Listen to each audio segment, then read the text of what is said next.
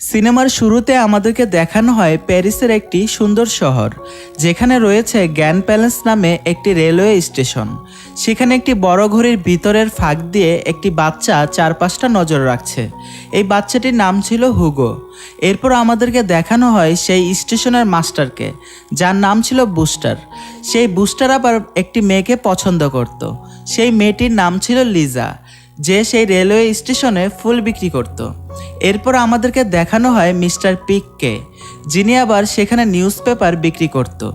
তিনি আবার ম্যাডাম এমিলিকে খুব পছন্দ করত। এরপর দেখানো হয় মিস্টার লিভাসিকে, যার একটি লাইব্রেরি রয়েছে। অবশেষে আমাদেরকে দেখানো হয় পাপা জর্জকে, এবং তার সাথে একটি ছোট মেয়ে রয়েছে, যার নাম হচ্ছে ইসাবিল। ঠিক তখন হুগোর নজরটা পাপা জর্জের দোকানে সেই খেলনাটির উপরে পড়ে। এরপর হুগো লুকিয়ে লুকিয়ে এসে খেলনাটি চুরি করতে যায়। তখন পাপা জর্জ তাকে ধরে নেয়। তখন পাপা জর্জ হুগোকে তার পকেট থেকে সব জিনিসপত্র বার করতে বলে। তখন তিনি লক্ষ্য করেন হুগোর কাছে রয়েছে একগুচ্ছ যন্ত্রপাতি ও ছোট ছোট কিছু গিয়ার, এবং হুগোর অন্য পকেটে রয়েছে একটি নোটবুক। তখন পাপা জর্জ সেই নোটবুকটি খুলে যখন পড়া শুরু করে, তখন তিনি পুরোই অবাক হয়ে যায়। সেটা এমন একটা জিনিস ছিল যা তিনি কোনোদিন কল্পনা করতে পারেনি। তখন তিনি হুগোকে জিজ্ঞেস করে যে এই নোটবুকটি সে কোথা থেকে চুরি করেছে। তখন হুগো জানায় যে সেটা সে চুরি করেনি, এবং যখন হুগো সেই নোটবুকটি ফেরত চায়, তখন পাপা জর্জ তাকে সেটা দিতে চায় না। তখন তাদের চেঁচামেচি সেখানকার স্টেশন মাস্টার শুনতে পেয়ে যায়। তখন সে হুগোকে ধরার জন্য কুকুরটিকে ছেড়ে দেয়। তখন হুগো সেখান থেকে পালিয়ে যায় এবং নিজের ঘরে চলে আসে। হুগো এই ক্লক টাওয়ারের মধ্যেই থাকে, এবং এখানে দেখা যায় সে অনেকগুলি গিয়ার জোগাড় করেছে। আসলে তখনকার সময় এই ক্লক টাওয়ার ডিজিটাল ছিল না, যার কারণে এই ক্লক টাওয়ার চালানোর জন্য একজন লোক রাখা হতো, আর হুগো সেই কাজটাই করত। এরপর প্যারিস শহরের খুব সুন্দর একটা দৃশ্য আমাদেরকে দেখানো হয়। ঠিক সেই সময় হুগো সেখানে মিস্টার পিককে দেখতে পায়। আগেই বলেছিলাম মিস্টার পিক ম্যাডাম এমিলির সাথে রোজ কথা বলার চেষ্টা করত, কিন্তু ম্যাডাম এমিলির কাছে রয়েছিল একটি কুকুর, যে আবার মিস্টার পিককে দেখলেই রেগে যায়। তাই সে আর ম্যাডাম এমিলির সাথে কথা বলতে পারে না। তারপর সেদিন রাত্রেবেলায় হুগো আবার পাপা জর্জের কাছে যায় তার নোটবুকটি পাওয়ার জন্য। তখন পাপা জর্জ তাকে মানা করে দেয়। তাই হুগো পাপা জর্জের পিছন পিছন তার বাসায় চলে যায়, এবং হুগো তার বাড়ির বাইরে দাঁড়িয়ে অপেক্ষা করে। কিন্তু তবুও পাপা জর্জ তাকে তার বইটি দেয় না। সেই বাড়িতে থাকে একটি মেয়ে, অর্থাৎ যার নাম হলো ইসাবিল। সে তখন হুগোকে দেখতে পায়। ইসাবিলের পিতামাতা ছোটবেলায় মারা গিয়েছিল। তারপর থেকে পাপা জর্জ তাকে দত্তক নিয়েছে। তখন ইসাবিল এসে হুগোকে জিজ্ঞেস করে যে সে বাইরে কেন অপেক্ষা করছে। তখন ইসাবিলকে জানায় যে সে তার নোটবুক ছাড়া এখান থেকে যাবে না। তখন ইসাবিল তাকে বলে যে পরের দিন পাপা জর্জের কাছ থেকে তার নোটবুকটি নিয়ে তাকে দিয়ে দিবে। তারপর হুগো সেখান থেকে চলে যায়। তারপর যখন হুগো তার নিজের স্থানে গিয়ে পৌঁছায়, তখন আমরা সেখানে একটি ছোট্ট রোবটকে দেখতে পাই, যেটার নাম ছিল অটোমেটন। অনেক বছর আগে হুগোর পিতা সেই অটোমেটনটি জোগাড় করেছিল। সেটিকে একটি মিউজিয়ামে রাখা হয়েছিল। যখন মিউজিয়ামের অথরিটি সেটাকে বাতিল করে দেয়, তখন হুগোর পিতা সেটাকে বাড়িতে নিয়ে চলে আসে এবং সেটিকে মেরামত করা শুরু করে। হুগোর পিতা ছিল একজন ঘড়ির মেকানিক, এবং সেই ঘড়ির ছোটোখাটো পার্টস দিয়ে সেই রোবটটিকে ঠিক করার চেষ্টা করত। এবং সর্বশেষ তারা লক্ষ্য করে যে সেই রোবটটিকে চালনা করার জন্য একটি চাবির প্রয়োজন, যেটা তাদের কাছে ছিল না। তারপর একদিন হুগোর পিতা সেই গবেষণাগারে কাজ করছিল, তখন একটি বিস্ফোরণের কারণে হুগোর পিতা মারা যায়। তারপর হুগোর কাকা হুগোকে নিয়ে সেখান থেকে চলে যায়। হুগোর কাকা সেই ক্লক টাওয়ারে সেই বড় ঘড়িগুলোকে চালনা করত, এবং হুগো তার সাথে সেই কাজ করা শুরু করে। তবে বর্তমানে হুগোর কাকা এখন কোথায় তার কোনো খবর নেই। সম্ভবত সে হারিয়ে গিয়েছে, এবং হুগো সেখানে লুকিয়ে লুকিয়ে বসবাস করছে। আর হুগো ছোটোখাটো খাবার চুরি করে সে তার জীবন কাটাচ্ছে। তবে তার সবথেকে বড় ভয় হচ্ছে সেই স্টেশনের মাস্টার, যার নাম ছিল বুস্টার।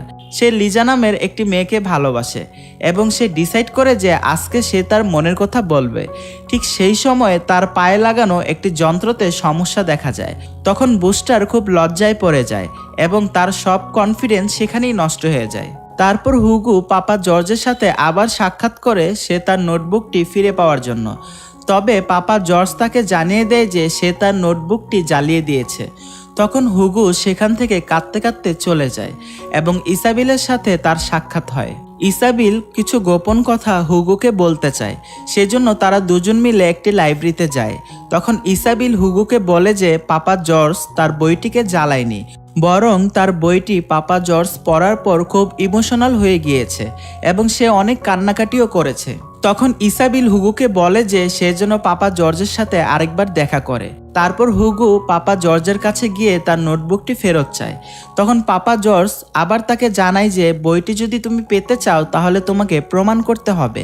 তখন সে হুগোকে সেই ভাঙা খেলনাটি ঠিক করে দিতে বলে। তখন হুগো খুব চমৎকারভাবে সে ভাঙা খেলনাটি ঠিক করে দেয়।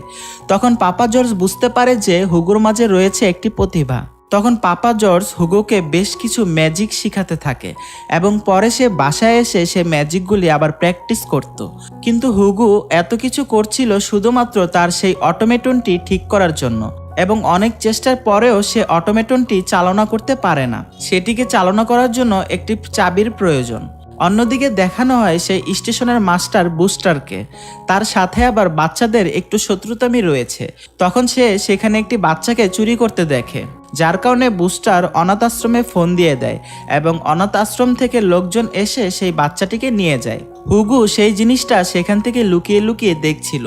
হুগোকেও যদি সে দেখে তাহলে স্বাভাবিকভাবে সেও তাকে অনাথ আশ্রমে পাঠিয়ে দিবে, তাই হুগো তাকে খুব ভয় পায়। তারপর হুগো আবার ইসাবেলের সাথে সেই লাইব্রেরিতে দেখা করে। তারা দুইজন সেখানে সিনেমা নিয়ে আলোচনা করছিল, কিন্তু ইসাবেল কখনো সিনেমা দেখেনি, কারণ পাপা জর্জ তাকে সিনেমা দেখতে বারণ করে দিয়েছে। তার কারণ কি সেটা ইসাবেল জানতো না। এদিকে পাপা জর্জ ছিল খুব ভালো মনের মানুষ, তবে সিনেমার কথা শুনলেই তিনি খুব ইমোশনাল হয়ে যায়। অন্যদিকে হুগো ছোটবেলা থেকেই তার পিতার সাথে অনেক সিনেমা দেখেছে। তারপর সে ইসাবেলকে একটি জায়গায় নিয়ে যায় সিনেমা দেখানোর জন্য। সেটা একটি থিয়েটার ছিল এবং তারা লুকিয়ে লুকিয়ে সেখানে প্রবেশ করে এবং ইসাবেল প্রথমবারের মতো সিনেমা দেখতে পায়। তখন সেই থিয়েটারের একজন সিকিউরিটি তাদেরকে দেখে ফেলে এবং সেখান থেকে বার করে দেয়। তারপর হুগো ইসাবেলকে তার প্রথম সিনেমা দেখার কথা জানায়, যেটার নাম ছিল অ্যাক্টিভ দ্য মুন। তারপর ইসাবেল হুগোকে জিজ্ঞেস করে যে সে কোথায় থাকে। তখন হুগো সেই ক্লক টাওয়ারের দিকে আঙ্গুল দিয়ে দেখিয়ে বলে যে সে সেখানে থাকে। তখন ইসাবেল হুগোর ঘরটা দেখতে চায়, তাই তারা দুজন সেই স্টেশনে চলে যায় এবং সেখানে অনেক ভিড়ের কারণে ইসাবেল পড়ে যায়। তখন হুগো তাকে বাঁচিয়ে নেয়।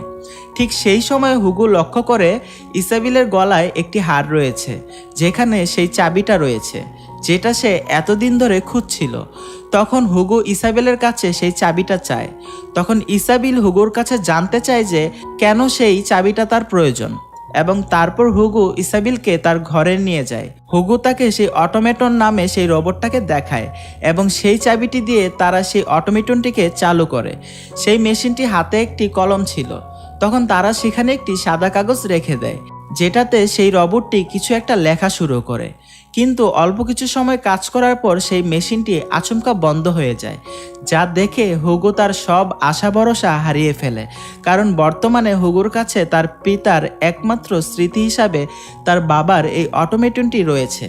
আসলে হুগো জানতে চাইতো যে সেটিকে চালু করলে সে কি করবে অথবা কি লিখবে, কিন্তু এতদিন পরে সে যখন এই চাবিটা পেয়েছে তারপরেও সেই অটোমেটনটি ঠিকমতো কাজ করছে না। তবে কিছু সময় পর দেখা যায় অটোমেটনটি আবার কাজ করা শুরু করে। তখন হুগো লক্ষ্য করে যে সে কিছু লিখছে না, বরং একটা ছবি আঁকার চেষ্টা করছে, এবং অবশেষে সে একটি চমৎকার ছবি আঁকে, যা ছিল একটি শর্ট ফিল্মের পোস্টার, যার নাম ছিল অ্যাক্টিভ দ্য মুন। তখন হুগো জানায় যে সে তার পিতার সাথে এই সিনেমাটা দেখতে গিয়েছিল। তখন সেই রোবটটি সেই ছবির নিচে একটি সিগনেচার করে দেয়, যেখানে লেখা ছিল জর্জ মিলিয়েস। আর তখন ইসাবেল সেটা দেখে খুব অবাক হয়ে যায়। তার কারণ হলো পাপা জর্জের আসল নাম হচ্ছে জর্জ মিলিয়েন্স। কিন্তু তারা দুজন ভাবতে থাকে যে এই রোবটটা কেন পাপা জর্জের নাম এখানে সিগনেচার করলো, যার উত্তর শুধুমাত্র পাপা জর্জই দিতে পারবে। একই কাছে হুগোর কাছে এই ছবিটি ছিল তার বাবার একটা স্মৃতি। তারপর তারা দুজন ইসাবেলের বাড়িতে যায় এবং মামা জেনের সাথে তারা দুজন দেখা করে। মামা জেন ছিলেন পাপা জর্জের ওয়াইফ। তখন মামা জেন সেই ছবিটি দেখে খুব অবাক হয়ে যায়। মনে হলো যে সে কিছু একটা জানে, কিন্তু সে সেটা বলতে চাইছে না। ঠিক সেই মুহূর্তে পাপা জর্জ বাসায় ফিরে আসে। তারা দুজন জানতো যে সেই ছবিটি এবং হুগোকে দেখলে পাপা জর্জ খুব রেগে যাবে, তাই তারা দুজন একটি ঘরের মাঝে লুকিয়ে পড়ে। তখন তাদের নজর একটি আলমারির উপরে পড়ে, যেখানে সম্ভবত হুগোর সেই নোটবুকটি পাপা জর্জ লুকিয়ে রেখেছে। সেখানে তারা একটি বাক্স দেখতে পায়। তখন বাক্সটি নিচে নামাতে গিয়ে আচমকা সেটি হাত থেকে নিচে পড়ে যায়। ঠিক তখন তার ভেতর থেকে একগুচ্ছ ছবি আঁকা পিকচার বাহিরে চলে আসে। সবগুলো ছবি ছিল খুব সুন্দর এবং তার মাঝে অ্যাক্টিভ দ্য মুনের একটি ছবি দেখা যায়। তবে দুর্ভাগ্যবশত পাপা জর্জ সেখানে চলে আসে এবং হুগোকে সেই অবস্থায় দেখে নেয়। তখন ছবিগুলি দেখে পাপা জর্জ প্রচণ্ড ইমোশনাল হয়ে পড়ে এবং হুগোর উপরে খুব রেগে যায়। আমরা এটাও জানতে পারি যে পাপা জর্জ তার বর্তমান জীবন নিয়ে একদমই খুশি নয়। হুগো যখন মামা জেনের কাছে জানতে চেয়েছিল যে সেই ছবিটির আসল রহস্য কী, তখন মামা জেন হুগোকে বলে যে এই পৃথিবীতে এমন কিছু দুঃখ রয়েছে যা বোঝার বয়স তোমার এখনো হয়নি। তারপর হুগো সেই বাড়ি থেকে বেরিয়ে যায় এবং সেই স্টেশনে চলে যায়। তখন হুগোর সাথে সাক্ষাৎ হয় মিস্টার লিবিয়াসের, অর্থাৎ সেই লাইব্রেরিয়ান। তার কাছে একটি রবিনহুডের বই ছিল যা হুগো ছোটবেলায় পড়েছিল। তখন মিস্টার লিবিয়াসই হুগোকে সেই বইটি উপহার হিসেবে দিয়ে দেয়। তবে বইটি কেন দিয়েছে সেটা আমরা সিনেমার শেষের দিকে জানতে পারবো। অন্যদিকে সেই স্টেশনের মাস্টার অর্থাৎ বুস্টার ম্যাডাম এমিলির সাথে কথা বলছে যে কিভাবে তার ভালোবাসার লিজাকে প্রপোজ করবে। ঠিক তখনই বুস্টার লিজার কাছে যায় তাকে প্রপোজ করার জন্য, কিন্তু তখন আবার তার পায়ের সেই মেশিনটা আবার সমস্যা দেখা দেয় আর স্বাভাবিকভাবে বুস্টার আবার লজ্জায় পড়ে যায়। তবে তখন সে লিজাকে জানিয়ে দেয় যে সে যুদ্ধের সময় তার পায়ে একটি ক্ষত হয়েছে যা কখনো ঠিক হবে না। সে মনে করেছিল যে লিজা তার পায়ের সমস্যা দেখে তার প্রস্তাবটি মানবে না। তখন লিজাও তাকে তার ভাইয়ের কথা জানায় যেও যুদ্ধে মারা গিয়েছে এবং তারপর দেখা যায় যে বুস্টারের প্রপোজটি লিজা মেনে নিয়েছে। অন্যদিকে দেখা যায় যে ইসাবিল ও হুগো সেই লাইব্রেরিতে চলে এসেছে, যেখানে কিছু ফিল্মি একাডেমির বই রাখা রয়েছে। সেখান থেকে তারা একটি বই খুঁজে বার করে যেখানে সিনেমা সম্পর্কে কিছু জিনিস লেখা রয়েছে। মানুষেরা তখন সিনেমা দেখছে যেটার নাম ছিল ট্রেন আরিজেন স্টেশন, যেখানে শুধুমাত্র একটা সিনই দেখানো হয়েছে যে একটা ট্রেন একটা স্টেশনে এসেছে, যা দেখে সেখানে থাকা প্রত্যেকটা মানুষই অবাক হয়ে যায়। আর এইভাবেই সিনেমার ইভলিউশন ঘটতে থাকে এবং সেখানে চার্লি চ্যাপলিনকেও দেখা যায় এবং অবশেষে তারা সেই ছবিটি দেখতে পায় যেটা সেই অটোমেশনটি এঁকেছিল, অর্থাৎ অ্যাক্টিভ দ্য মুন। সেটা ছিল একটি শর্ট ফিল্মের পোস্টার যেটা বানিয়েছিলেন একজন পরিচালক জর্জ মিলিয়াস, যাকে বর্তমানে পাপা জর্জ নামে সবাই চেনে। তবে সেই বইতে লেখা রয়েছে যে জর্জ মিলিয়াস একটি যুদ্ধে মারা গিয়েছে। তখন ইসাবিল ভাবতে থাকে যে এটা কি করে সম্ভব, আর এই মুহূর্তেই সেখানে একজন লোক চলে আসে যার নাম ছিল রেন্টে পার। সেই এই বইটি লিখেছে যেটা হুগো ও ইসাবিল এতক্ষণ পড়ছিল। তখন ইসাবিল জানায় যে পাপা জর্জ এখনো জ্যান্ত রয়েছে, আর সেটা শুনে সেই লোকটি সেখানে জোরে জোরে হেসে ওঠে এবং খুব খুশি হয়ে যায়। তখন সেই লোকটি হুগো ও ইসাবিলকে তার কালেকশন দেখাতে নিয়ে যায়, যেখানে সে জর্জ মিলিয়াসের সব কিছু রেখে দিয়েছে, এমনকি তার ক্যামেরাটাও রয়েছে সেখানে। সে জর্জ মিলিয়াসকে তার আইডল মনে করত, কারণ প্রথমবার ছোটবেলায় সে তার স্টুডিও দেখতে গিয়েছিল। কাচের তৈরি ছিল সেই স্টুডিও যেন সূর্যের আলো সঠিকভাবে সেখানে আসতে পারে। চোখের সামনে সিনেমা তৈরি হতে দেখা সে যেন এক আলাদা অনুভূতি। আর তারপর থেকেই সে জর্জ মিলিয়াসকে সে তার আইডল মনে করতে থাকে। এরপর থেকে পাপা জর্জের আর কোনো খোঁজখবর পাওয়া যায় না এবং তার যত সিনেমা রয়েছে সম্ভবত সব হারিয়ে গিয়েছিল। তবে একটা কালেকশন এখনও সে তার নিজের কাছে যত্ন করে রেখে দিয়েছে, যা ছিল বর্তমানে একটা মাস্টারপিস। তারপর হুগো এবং ইসাবিল সেখান থেকে চলে আসে। সে আবার মিস্টার লিবিয়াসকে আজকেও দেখতে পায় যে একজন মানুষকে পড়ার জন্য একটি বই দিয়ে দেয়। ইসাবিল তখন হুগোকে জানায় মিস্টার লিবিয়াস সবসময় এই কাজটি করে থাকে, অর্থাৎ যারা বই পড়তে ভালোবাসে তাদের সবাইকে একটি করে বই উপহার দিয়ে থাকে। অবশেষে হুগো ডিসাইড করে ফেলে যে জর্জ মিলিয়াসের একটি সিনেমা সে পাপা জর্জের বাড়িতে নিয়ে যাবে, যেন পাপা জর্জ সারপ্রাইজ হয়ে যায়। অন্যদিকে দেখা যায় কিছু মানুষ নদীর পারে একটি মৃতদেহ খুঁজে পেয়েছে, যেটাকে ইনভেস্টিগেশন করে জানা যায় যে সেটা হুগোর কাকা ছিল। তখন তারা সেই স্টেশন মাস্টারকে ফোন করে এবং বুস্টারকে জানানো হয় আঙ্কেল ক্লড মারা গিয়েছে। তখন বুস্টার ভাবতে থাকে যে ক্লক টাওয়ারে যে ঘড়িগুলো রয়েছে সেগুলোকে এতদিন ধরে কে চালাচ্ছে। তারপর সেদিন রাত্রেবেলা হুগো রেন্টে পাটকে ইসাবেলদের বাড়িতে নিয়ে যায়। তখন বাড়িতে ছিল মামা জেন এবং তাদেরকে জানায় পাপা জর্জ ঘুমাচ্ছে, আর এইসব দেখতে পারলে সে প্রচণ্ড রেগে যাবে। ঠিক তখন রেন্টে পার মামা জেনের সৌন্দর্যের প্রশংসা করে। সে জানায় একটা সময় সে যতটা সুন্দর ছিল বর্তমানে সে ততটাই সুন্দর রয়েছে। এমনকি জর্জ মিলিয়াসের বেশিরভাগ ছবিতেই মামা জেন অভিনয় করেছে। যা জানতে পেরে ইসাবেল খুব অবাক হয়ে যায় যে মামা জেন একজন অভিনেত্রী ছিল। তবে সেই দিন তো নষ্ট হয়ে গিয়েছে, পুরনো স্মৃতিগুলো তো আর নেই। তখন মিস্টার রেন্টেপার জানায় যে তার কাছে এখনও একটি ফিল্ম রয়েছে। তখন তারা সবাই মিলে লুকিয়ে লুকিয়ে সেই সিনেমাটি প্রজেক্ট করে। তখন আমরা সবাই সিনেমার প্রথম রেজলিউশনটা দেখতে পাই। ঠিক তখন পুরনো স্মৃতিগুলো দেখে মামা জেন খুব ইমোশনাল হয়ে যায়। তখন ছিল স্বর্ণযুগ, প্রত্যেকটা সিনেমা বানানো ছিল তখনকার এক একটা আর্ট। সিনেমার আলাদা আলাদা ফ্রেম বানানোর জন্য আলাদা আলাদা সব কিছু কাস্টমাইজ করা লাগতো। তখন ইসাবেল মামা জিনকে সিনেমার ভিতরে দেখে বলে যে সে একটা সময় মামা জেন অনেকটাই সুন্দর ছিল। ঠিক সেই সময় পাপা জর্জ সেখানে চলে আসে এবং উত্তর দেয় মামা জেনকে এখনও দেখতে অনেক সুন্দর লাগে। মামা জেন তখন পাপা জর্জকে একটি সোফায় নিয়ে বসায়, তাকে বোঝায় যে পুরনো দুঃখের কথাগুলি সব ভুলে যাওয়া উচিত। তবে কি হয়েছিল আসলে, হুগো সেটা জানতে চায়। তখন পাপার জর্জ তাকে জানায় যে আসলে কি হয়েছিল। সময়টা ছিল বহু বছর আগে, যখন জর্জ মিলিয়াস একজন ম্যাজিশিয়ান ছিল এবং মামা জেন তার অ্যাসিস্ট্যান্ট ছিল। সে ম্যাজিক এবং ইলিউশন এগুলোকে খুব বেশি পছন্দ করত। এই কারণে সে একটি অটোমেটন বানিয়েছিল, যেটা বর্তমানে হুগোর কাছে রয়েছে। তখন একদিন পাপা জর্জ ও মামা জেন একটি সার্কাস দেখতে যায়, যেখানে তারা একটি অদ্ভুত জিনিস লক্ষ্য করে। তারা তখন সেটাকে মুভিং পিকচার বলতো, অর্থাৎ চলমান ছবি।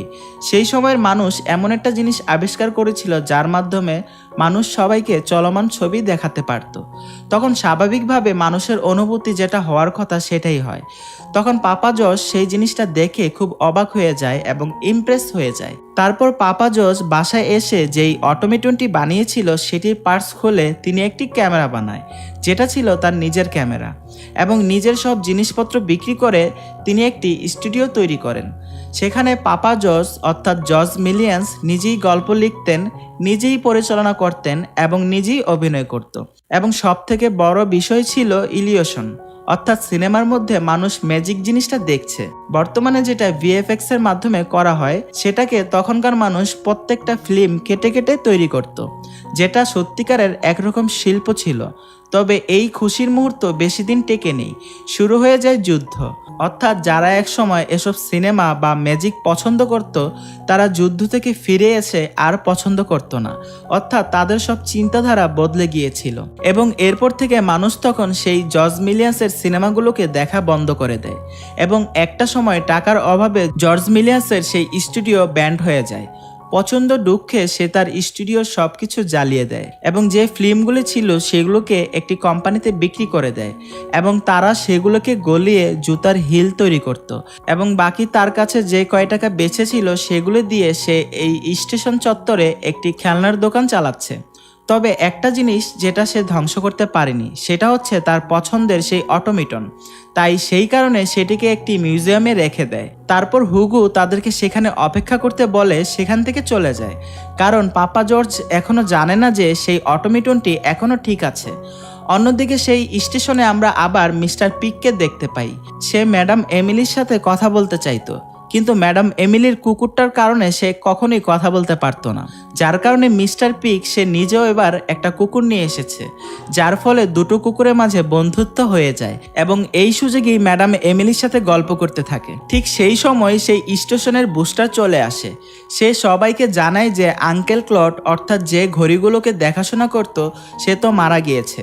তাহলে এতদিন ধরে সেই ঘড়িগুলোকে কে চালনা করত? তারপর কিছু সময় পর সে হুগোকে হাতে না হাতে ধরে নেয় এবং তাকে একটি খাঁচায় বন্ধ করে অনাথ আশ্রমে ফোন করে হুগোকে নিয়ে যাওয়ার জন্য। যদিও হুগো সেই খাঁচার তালাটি খুলে সেখান থেকে পালাতে সক্ষম হয়, তখন বুস্টার তাকে তাড়া করে এবং সেখানে আমরা চমৎকার একটি মোমেন্ট দেখতে পাই। কিন্তু তারপরও বুস্টার হুগোকে ধরে ফেলে। হুগো তখন কান্নাকাটি করতে থাকে তাকে ছেড়ে দেওয়ার জন্য। এদিকে আবার হুগোর কাছে ছিল সেই অটোমেটনটি। ঠিক সেই মুহূর্তে পাপা জর্জ সেখানে চলে আসে। সে বুস্টারকে জানায় যে হুগো তাদের সাথে থাকে। তখন বুস্টার বুঝে যায় যে পাপা জর্জ মিথ্যা কথা বলছে। তখন বুস্টার আবার তার চোখের সামনে তার ভালোবাসার মানুষ লিজাকে দেখতে পায়। তখন সে হুগোকে ছেড়ে দেয়।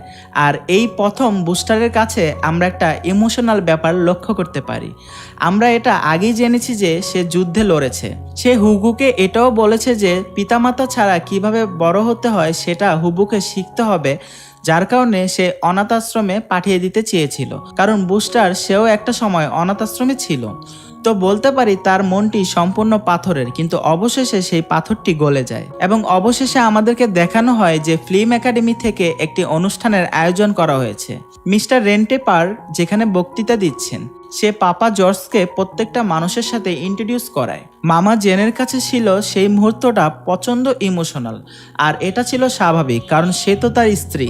তখন পাপা জর্জ বলে যে তার নতুন গল্পটি শুরু হয় একটি ছেলেকে দিয়ে, যে একটি ভাঙা মেশিন পেয়েছিল। তবে সে মেশিনটিকে ঠিক করে দেয়, যেটা ছিল তার কাছে বিশ্বের সবথেকে বড় ম্যাজিক, যা এর আগে কোনোদিন সে দেখেনি। আর অবশেষে সেখানে জর্জ মিলিয়নের প্রত্যেকটা কাজগুলোকে সব মানুষের সামনে প্রদর্শন করা হয়। স্বাভাবিকভাবে সেটা ছিল তার একটা গর্বের মুহূর্ত। তারপর দেখানো হয় পাপা জর্জের বাড়িতে একটি পার্টি হচ্ছে। সেই স্টেশনের চত্বরের প্রত্যেকটা মানুষ সেখানে রয়েছে। এমনকি সেই স্টেশনের মাস্টারের অর্থাৎ বুস্টারের পায়ে যে মেশিনটি ছিল সেটাকেও আপডেট করে দেওয়া হয়েছে। আমরা সেখানে বেশ কিছু গিয়ার্স দেখতে পারি এবং অবশ্যই হুগোই সেই কাজটা করে দিয়েছে। অন্যদিকে হুগো সেখানে থাকা সব মানুষকে তার ম্যাজিকগুলো দেখাচ্ছে, যেগুলো সে পাপা জর্জের কাছে শিখেছে। আর ইসাবেল হুগোর জীবনকে নিয়ে ছোট্ট একটি গল্প লিখছে। আর এই সুন্দর মুহূর্তের মধ্যে সিনেমাটি এখানেই শেষ হয়ে যায়। বন্ধুরা, আমাদের আজকের সিনেমাটি আপনাদের কাছে কেমন লেগেছে তা অবশ্যই আমাদেরকে একটি কমেন্ট করে জানিয়ে দিবেন। এবং নিয়মিত আমাদের চ্যানেলে এই ধরনের সিনেমা পাওয়ার জন্য অবশ্যই আমাদের চ্যানেলটি সাবস্ক্রাইব করুন এবং পাশে থাকা বেল আইকনটি প্রেস করে দিন। সবাই ভালো থাকবেন, সুস্থ থাকবেন। আল্লাহ হাফেজ।